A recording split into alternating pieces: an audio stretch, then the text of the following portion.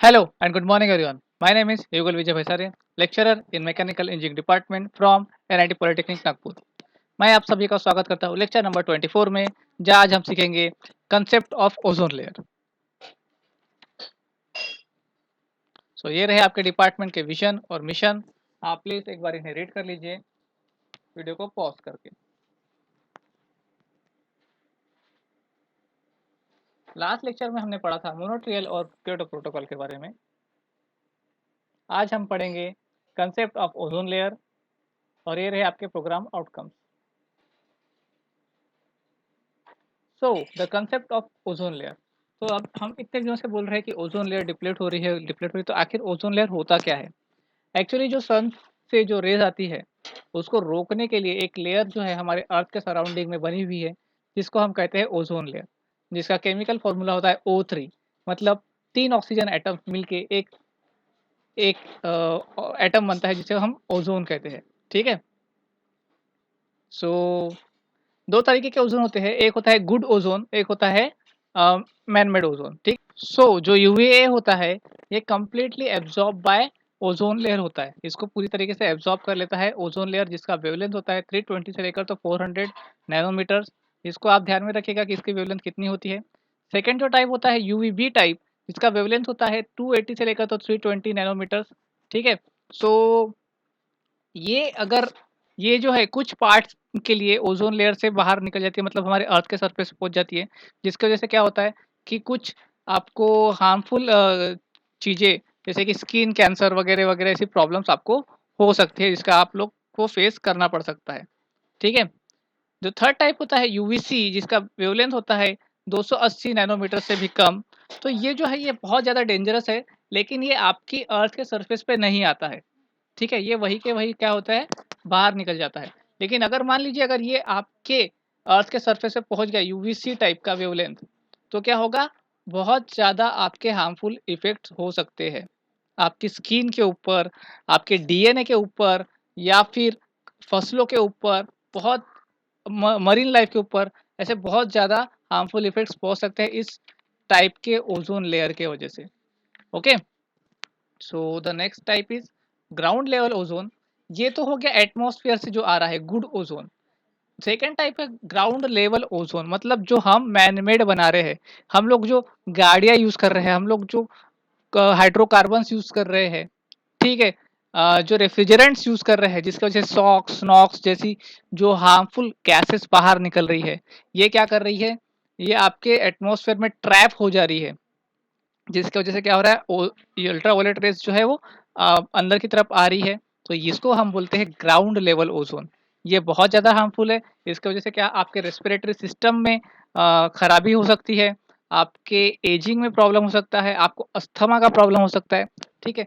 ये बहुत ज़्यादा बेकार चीज़ बोल सकते हैं आप लोग, आपके एटमॉस्फेयर में है ग्राउंड लेवल ओजोन। तो हमें इसको कम करने के बारे में सोचना पड़ेगा। ओके। नेक्स्ट है ओजोन डिप्लीशन। तो जैसे कि हम लोग पिछले 50 सालों से क्लोरोफ्लोरोकार्बन मतलब सीएफसी को एज अ रेफ्रिजरेंट यूज कर रहे थे, काय में, हमारे रेफ्रिजरेशन सिस्टम में, आपके एसी में बोलो या फिर रेफ्रिजरेटर में बोलो, तो हम लोग क्लोरोफ्लोरोकार्बन यूज कर रहे थे। ये बहुत ज़्यादा स्टेबल था, टॉक्सिक भी नहीं था, और हमारी बहुत सारी केमिकल प्रॉपर्टीज जो है, फिजिकल प्रॉपर्टीज जो है, वो उसको अचीव कर ले रहा था। तो उसका जैसे हम लोग क्या कर रहे थे, क्लोरोफ्लोरोकार्बन यूज कर रहे थे। लेकिन क्या हो गया, हमें पता चला इसकी वजह से क्या हो रहा है कि ओजोन की जो लेयर है वो ब्रेक हो रही है। अब ये कैसे ब्रेक हो रही है, चलिए देखते हैं। कुछ इस प्रकार से, ये हो गया क्लोरोफ्लोरोकार्बन का फॉर्मूला। जब ये सनलाइट के कांटेक्ट में आता है, तो ये क्या करता है, एक क्लोरीन एटम को है बाहर निकाल देता है, और एक यहाँ पे कंपाउंड बनाता है।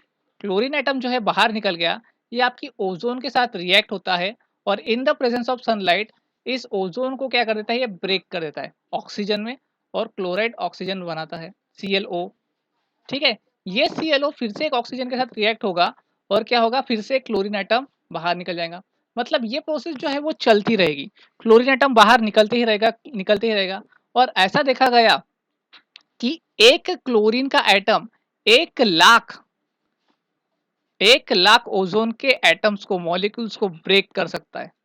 ठीक है? और ऐसे अगर चलता रहा तो 50 से 100 सालों में हम अपना आधा एटमॉस्फेयर गँवा देंगे, ठीक है? तो इसीलिए हमें क्लोरोफ्लोरोकार्बन के प्रोडक्शन को, उसके यूज़ को रोकना पड़ेगा, ठीक है? क्योंकि अगर ये चलता रहा तो ओज़ोन डिप्लीट हो जाएँगी और उसकी वजह से जो सन की हार्मफुल यूवी रेज़ जो है, अल्ट्रावायलेट रेज़ जो है, वो हम तक पहुँच जाएँगी, जिसकी वजह से हमें डिफरेंट-डिफरेंट टाइप के बीमारियाँ हो सकती है, ठीक है? और सन के टेम्परेचर की वजह से अर्थ का टेम्परेचर भी बढ़ सकता है, ठीक है? आपको स्किन कैंसर हो सकता है, आपकी आँखें जा सकती है और ह्यूमन बॉडी की जो एफिशिएंसी है, वो कम हो सकती है, आपकी फसलें खराब हो सकती है, मरीन लाइफ डिस्ट्रॉय हो सकती है, ठीक है? तो इतना इम्पोर्टेंट है ओज़ोन के डिप्लेशन को रोकना, ठीक है? सो कॉजेस ऑफ ओज़ोन डिप्लेशन क्यों होता है ये? क्लोरोफ्लोरोकार्बन्स के यूज़ की वजह से, हम जो बहुत अनरेगुलरली रॉकेट लॉन्चेस कर रहे हैं, नाइट्रोजन कंपाउंड्स का यूज़ कर रहे हैं, नेचुरल भी कॉजेज़ होते हैं कुछ-कुछ, ठीक है? बट वो बहुत ही कम होते हैं। इफ़ेक्ट क्या होंगे इसके वाले? ह्यूमन हेल्थ के ऊपर इफ़ेक्ट होगा, एनिमल्स के ऊपर इफ़ेक्ट होगा, एनिमल्स का भी जो रिप्रोडक्शन सिस्टम होता है, वो भी खराब हो सकता है और एनवायरनमेंट के ऊपर हो सकता है, जैसे कि फसलें खराब हो जाएँगी, मरीन लाइफ डिस्ट्रॉय हो जाएँगी, ठीक है? जैसे मरीन लाइफ डिस्ट्रॉय मैंने आपको बताया। सॉल्यूशन ऑफ ओज़ोन डिप्लेशन, क्या सॉल्यूशन ले सकते हैं हम ओज़ोन डिप्लेशन के लिए? तो जो पेस्टिसाइड्स जो हम यूज़ कर रहे हैं, उसमें बहुत ज़्यादा क्लोरोफ्लोरोकार्बन यूज़ होता है, जिसका बहुत ज़्यादा नॉक्स उसमें से प्रोड्यूस होता है, तो हमें उसे भी रिड्यूस करना पड़ेगा। यूज़ ऑफ व्हीकल थोड़ा कम करना पड़ेगा। इको फ्रेंडली प्रोडक्ट्स को ज़्यादातर आप प्रमोट कीजिए। नाइट्रोजन ऑक्साइड को है जो हमें उसको तो पूरी तरीके से बैन कर देना चाहिए, ठीक है? सिर्फ़ जो यूज़फुल चीज़ें हैं उसी को हम यूज़ करना, यूज़फुल जगह पर नाइट्रोजन ऑक्साइड यूज़ करना चाहिए। सो आज हमने देखा unit outcomes achieved, protocols in refrigeration and today's lecture आज हमने देखा कि डिस्क्राइब द ओज़ोन डिप्लेशन और ये रहे आपके प्रोग्राम आउटकम्स अचीव्ड। क्वेश्चन क्या पूछेगा आपको कि describe the ozone, concept of ozone depletion, तो आपको ओज़ोन डिप्लेशन के बारे में लिखना पड़ेगा। So that's all from today's lecture. Thank you. अगले लेक्चर में हम देखेंगे इको फ्रेंडली रेफ्रिजरेंट के बारे में। तब तक के लिए कीप लर्निंग, हैप्पी लर्निंग।